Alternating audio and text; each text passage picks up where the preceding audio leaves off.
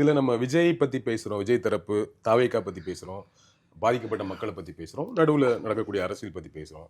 நம்ம ரொம்ப முக்கியமாக நான் யோசித்த விஷயம் என்னென்னா, மாவட்ட செயலாளர்கள் பொறுப்பாளர்கள் இருக்காங்களே தாவேக்கால ஒரு ஒரு ஒரு பெரிதும் அச்சத்திற்குரிய நிலையில் இருக்காங்களோன்னு தோணுது. ஏன்னா புஷி ஆனந்த் அவர்கள் இல்லை, தலைமறைவாக இருக்காரு. விஜய் அவர்கள் எல்லாரையும் கான்டாக்ட் பண்ணி பேசுவார் அப்படிங்கிறது தெரியல. தகவலாக வருது வீடியோக்களில் பேசிட்டு இருக்காருன்னு.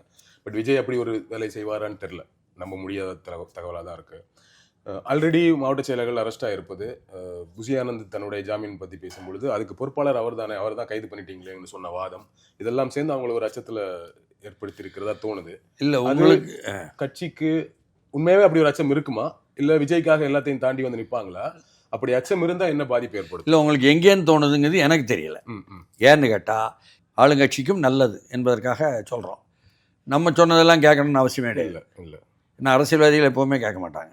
நாம் கிரிட்டிக்ஸ் எல்லாரையும் விமர்சனம் பண்ணுவோம். அரசியல்வாதிகள் கேட்கணும்னு நினச்சா அப்புறம் அப்படி அவங்க எப்படி அரசியல்வாதியாக இருக்க முடியும்? கரெக்ட். எந்த மாவட்டத்திலையும் கீழே இருக்கிற தொண்டர்களுக்கோ அல்லது ஆதரவாளர்களுக்கோ தங்கள் மாவட்ட செயலாளர் யாருன்னு தெரியாது.